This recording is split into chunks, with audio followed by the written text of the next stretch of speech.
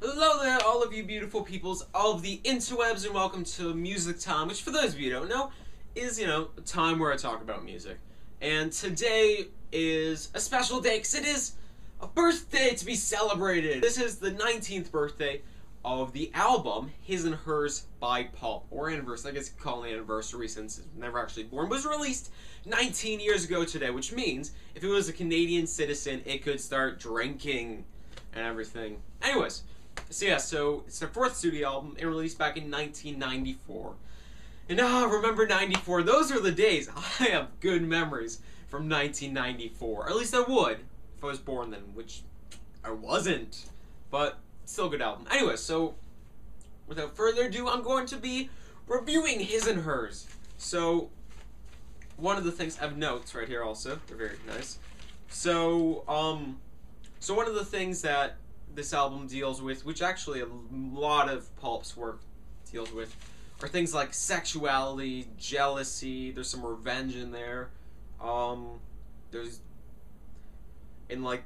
It's mostly sexuality mixed in with a bunch of other things and like feelings that can go along with it. But it's different though. Whenever Pulp talks about stuff like that, it's not, like in the media you often see sex as being the greatest thing ever, or it's the worst thing ever, and you will get diseases and you will die. But, the way Pulp looks at these things in relationships isn't, the cliche stuff we always hear about in the media. Instead, they see it as, just a glorified, weird sexual perversion, like sitting in somebody's wardrobe and watching them, get it on. Which, if you've listened to the album His and Hers, you know what I'm talking about. So I'm just going to be going through the songs quickly and saying what I thought about each of them. But actually, right before I do that, I want to say that for those of you who know my taste in music, I often like it when an album has a strong intro and a strong outro. And one of the things about His and Hers is that I cannot say that about this. Because while, the intro song is good, it's a good song, it's just, it does not introduce the album very well. It just starts, but it doesn't seem like one of those songs that should just start. It's called Joyriders, by the way, and it's a good song, but it seems like it should have had maybe a 20-second introduction to ease you into it instead of just starting. Then the last song is also called David's Last Summer, which is, in my opinion, I don't find it to be that great.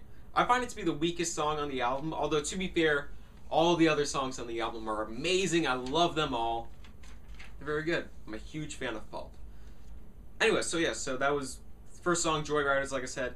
Weak intro, but the rest of the song it's a nice song, It's catchy, and it deals with many things that we, as a society, are so used to, Like girls, and Jesus sandals, and cars, and reservoirs, and taking those girls in a car down to the reservoir. So the next song after that is Lip Gloss, and it's one of the more poppier sounding, like pop, because it was British pop, Brit pop, as they would call it in the day.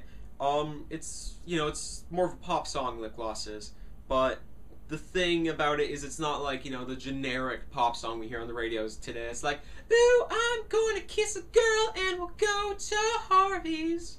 Anyways, so it's a more pop sounding song. It actually has meaning to it, I find, and it tells a story of essentially there's this girl that, put on lip gloss and was trying to impress this boy. That worked for a while, but then he's like, hey, don't like you anymore. It's all about the feelings of, just regret and feeling stupid and foolish, and sexuality is mixed all up in there, and, just not being appealing to the guy anymore, I guess. There's one great line in it that goes, you had it once, but now it's gone. Which that's essentially what the song's about, They were alright, but not anymore. Then right after that is the song Acrylic Afternoons, which is not really a pop song like the previous one was. It's more of this alternative a little bit. And it's probably the most unique song on the album because, it starts off by going do do do do do do do do, like not exactly like that, but it's a bit different, and it's like Jarvis sort of whispering the words in the beginning and just telling a story. And what I love about this song is that there's lots and lots of build up to it. but it completely pays off. Like, all the build-up that comes from the song just completely, utterly pays off with Jarvis's screeches. Just, it's like climactic, and it's like, this is good. It's great. One of the things about this album, and many, many Pulp songs, is that there is a lot of build-up, and then there's climactic, and sometimes multiple times throughout a song. It's just something unique. Well, not necessarily unique, but it's something I wish more bands would do. You know, I see a bunch of bands, their songs just start out, and then they go, they end. But, you know, Pulp songs, when they go, it's like they start out, they go, and then they crash, and it's amazing. It's, Yes. Anyways, so if that made any sense, on to the next song. So the next song is called Have You Seen Her Lately, which is a slower song, and that's one of the issues I have with the album, is I feel like there are a few too many slow songs. Like, there's 3 or 4 on this album, but this is a good one. But the thing about it is that at first glance, it doesn't really seem that special, you know. The music, like, this could easily be background music. It all, you know, just fades into the background. But then, when you pay attention to the lyrics, that's what makes it stand out. It's a great song. I recommend listening to it. So after that song is the song Babies, which brings back a lot that pop sound, and I believe it was one of the singles on it, and it's a really good song. And you know, before when I was talking about like glorified sexual perversions from just sitting in somebody's wardrobe and watching them as they get it on, that is directly from this song. That's what this song is about. It's essentially that you know, the man in the story used to, you know, listen to the girl, you know, do stuff with guys. But then, soon he wanted to see her as well as hear her, so he hid inside her wardrobe. But, you know, the guy starts watching, and then one day he gets caught, and believe it or not, you know, they actually hook up. It happens. Although it was his girlfriend's sister or something, and it's, But like I said, it's one of those songs about sexuality they just do not hear. It's unique, it's different, and yeah, it's just one of the things I love so much about Pulp. And then after that is the song She's a Lady, which this is honestly one of my favorite. I think this and Acrylic Afternoons are my favorite. Oh wait, my 3 favorite songs in this are Acrylic Afternoons, She's a Lady, and Do You Remember the First Time, with Pink Glove coming in a close third, but you know, Do You Remember the First Time? It's slightly better. It's a nice beat, and it's climactic, it builds up, it comes down, and it's an amazing song. I'm a huge fan of it. Then after that, they slow things down again with the song Happy Endings, which is, you know, another slow song, but it's also nice and relaxing. But I'm not totally sure if this song was necessary. I think they could have left it off the album and put in maybe something else more fast-paced. Or maybe even the song His and Hers, which they, on the original release of the album His and Hers, they did not include the song His and Hers, which that's weird. You know, to have an album titled after a song, or maybe the song's titled after an album, but not have it on the album itself. So I found that odd. Happy Endings, great song, possibly not necessary, but it's nice, I like it. And then after that is Do You Remember the First Time? Which, the first thing I want to say about the song is this is what should have introduced the album. This would have been perfect, not only because of the name, you know, Do You Remember the First Time, like introducing the song, but also it actually has a bit of an introduction to it. This is what should have opened the thing, you know, maybe Joyrider should have been in the middle, but what can you do? But then once again, just like many other Pulp songs, this one is, you know, catchy, it's joyful, and it's all around a good song. And then after that is the song Pink Glove, which I've mentioned before in this review already, that many Pulp songs are climactic, but this one might be the most so out of anything.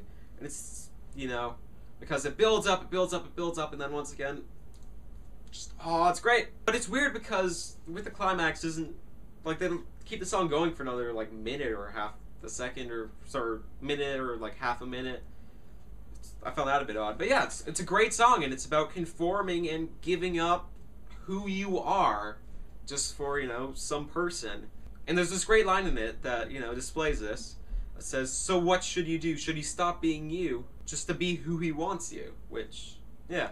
And then also, the singer in the song is very jealous of the man she is with now. And it's, like I said, it's very climactic and it's good. And then after that, well, not finally, but it's a song, Someone Like the Moon, which is another slow and relaxing song, and I liked it, but it's probably, I think I like this slightly more than Happy Endings. But I personally think that this, just as, do you remember the first time should have opened the album? Someone Like the Moon should have closed the album. But it didn't. Instead, there was the final song, David's Last Summer, which, like I said, I wasn't a fan of it.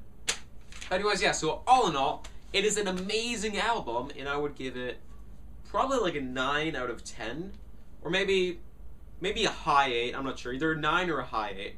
Just because David's Last Summer, I think, brings it down slightly. But it's amazing, and it sort of sets Pulp on the correct path to make Different Class, which was... That was an amazing album. If you want to see my review of it sometime, just ask. I'll upload a full thing. I did a brief little bit inside of another video before, but if you want a full-on review, tell me. Or if you want me to review This Is Hardcore, or if there's something else you want me to review, just tell me in the comments below. Anyway, so that's all. Once again, happy 19th birthday, his and hers, and goodbye. And you have been watching Music Time! La, la, la, la, la, Music Time! La, la, la, la, la, Music Time! La, la, la, la, la, la, Music Time! See you next Thursday. Goodbye.